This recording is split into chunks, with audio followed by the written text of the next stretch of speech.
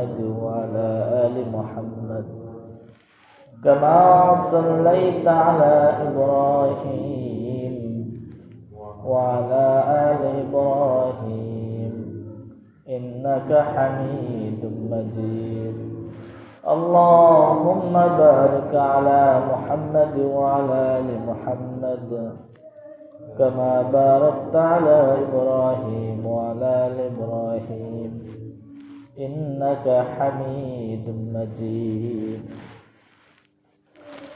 মহান আল্লাহ পাক রব্বুল আলামিন পবিত্র জুমার দিন আল্লাহ তাআলার ঘরে আমাদেরকে আসার বসার তৌফিক দান করেছেন। এই জন্য আমরা সকল অন্তরস্থল থেকে শুকরিয়া আদায় করি আলহামদুলিল্লাহ। আল্লাহ পাক রব্বুল আলামিন মুমিনদের জন্য কোরআন অবতীর্ণ করেছেন। কোরআনে আল্লাহ পাক রব্বুল আলামিন সমস্ত বিষয় তুলে ধরেছেন। আল্লাহ রাসূল করিম সাল্লাল্লাহু আলাইহি ওয়াসাল্লাম সেই কোরআনের ব্যাখ্যা করেছেন। কোরআনে আল্লাহ পাক রব্বুল আলামিন যেটা বলেছেন সেটার ব্যাখ্যা রাসূল পাক সাল্লাল্লাহু আলাইহি ওয়াসাল্লাম করেছেন। রাসূল করিম সাল্লাল্লাহু আলাইহি ওয়াসাল্লাম বলেন, তলাবুল ইলমি ফারিদাতুন আলা কুল্লি মুসলিম। দ্বীনের তলব করা প্রত্যেক নরনারী মুসলমানের উপর ফরজ। সমস্ত মুসলমানের প্রতি ইলমে দ্বীন শিক্ষা করা ফরজ। আজ আমার আপনার ইলম না থাকার কারণে আল্লাহ পাক রব্বুল আলামিন কোরআন পাকে কি বলেছেন এটার গুরুত্ব আমি আপনি খুবই কম জানি। আল্লাহ পাক রব্বুল আলামিন কোরআন পাকে বলেন, ইয়া আইয়ুহাল্লাযীনা আমানু ইযা নুদিয়া লিস-সালাত মিন ইয়াউমিল জুমআহ ফাসআউ ইলা যিকরিল্লাহি ওয়া যারুল বাই'।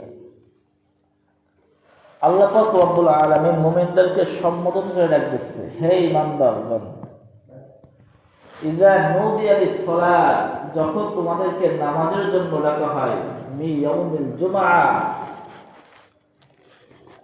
তোমাদের যখন নাকি জুমার দিন নামাজের জন্য ডাকা হয়, ফাসআউ ইলা যিকরিল্লাহি ওয়া যারুল বাই', তোমরা দুনিয়ার সমস্ত প্রকার কাজকর্ম বাদ দিয়ে আগে নামাজের দিকে সাড়া দাও, আমার ডাকে সাড়া দাও।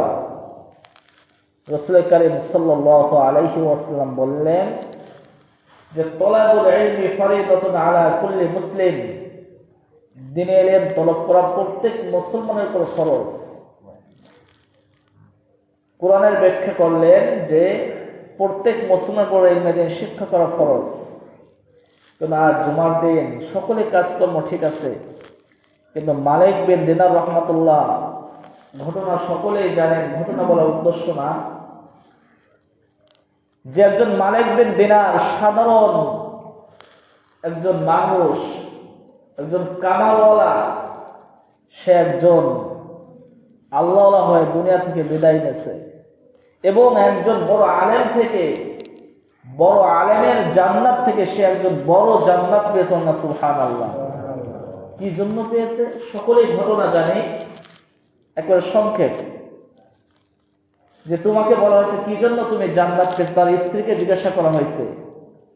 সে আল্লাহ ওয়ালিদের জিজ্ঞাসা করছে, মা আমি তো স্বপ্নে দেখেছি আমার থেকে জান্নাত, আমার জান্নাতের থেকে বড় জান্নাত তোমার স্বামীকে দেয়া হয়েছে, কারণটা কি?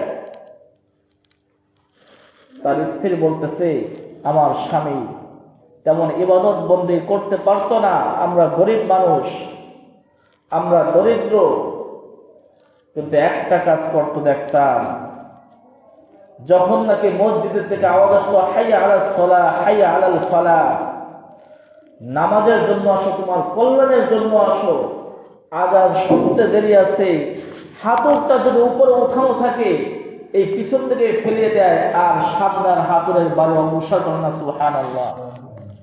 তা এই যে একটা আমল, যে মি ইয়াউমিল জুমআহ, যখন তোমাদেরকে জুমার দিন নামাজের জন্য ডাকা হয়, ফাসআউ ইলা যিকরিল্লাহি ওয়া যারুল বাই', দুনিয়ার সমস্ত প্রকার কাজকর্ম বাদ দিয়ে নামাজের কাছে চলে আসো, নামাজের দিকে চলে আসো। আজ আমার আপনার ইলম না থাকার কারণে, ইলম না জানার কারণে আজ এমন মুসলমানের সন্তান আছে যে জুমার নামাজটা কাজা হয়ে যাবে। কাজা তো হবেই, পড়বেই না। কারণটা কি? তার এই নামাজের প্রতি গুরুত্ব নাই, পরকালের প্রতি গুরুত্ব নাই। আমি আপনি মুসলমানের সন্তান, আমার আপনার বাড়িঘর জান্নাতে, দুনিয়াতে ক্ষণিকের জন্য এসেছি। এই ক্ষণিকের মুসাফির আমি আপনি। এর জন্য পরকাল কিভাবে সাজানো যায় এই চিন্তা থেকে আমার আপনার ভিতরে থাকার দরকার। আমি আপনি খুবই মুসাফির। এই মুসাফির অবস্থায় আমি আপনি যখন সফর করি তখন আমার আপনার কিন্তু অত কিছুর প্রয়োজন নয়। কিছু নিজের যে সমস্ত প্রয়োজন ওটাই হলে সমাধান হয়ে যায়। ঠিক দুনিয়াতে আল্লাহ পাক রব্বুল আলামিন মুমিনদের জন্য মুসাফিরখানা বানিয়েছেন আর কাফেরদের জন্য জান্নাত। মুমিনরা আল্লাহ তাআলার ইবাদত করবে, মুমিনরা মরার সঙ্গে সঙ্গে আল্লাহ পাক রব্বুল আলামিনের জান্নাত আমার আপনার জন্য অপেক্ষা করতেছে। ও মুমিন বান্দারা আসো।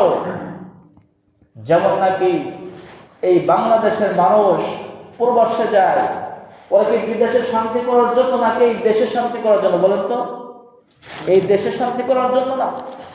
স্ত্রী, সন্তান, আত্মীয় সমস্ত রেখে প্রবাসীদের টাকা রোজগার করতেছে, ওখানে সুখ শান্তি করার জন্য নয়, শুধুমাত্র বাংলাদেশে এসে স্ত্রী সন্তানের মুখে হাঁটি ফোটানোর জন্য এত কষ্ট করতেছে। ঠিক যারা মুমিন, যারা মুসলমান, যারা খাঁটি ইমানদার, তারা এই দুনিয়াতে কষ্ট করবে আর মরার পরে আল্লাহ পাক রব্বুল আলামিন আমার আপনার জন্য জান্নাত দেন। সুবহানাল্লাহ। এজন্য আমল করব তো ইনশাআল্লাহ, রাসূলের সুন্নাত থেকে চলব তো ইনশাআল্লাহ। আল্লাহ আমাদের সকলকে কঠোর আমল করার তৌফিক দান করুন। যা সুন্নাত চলে করব না সুন্নাত করুন।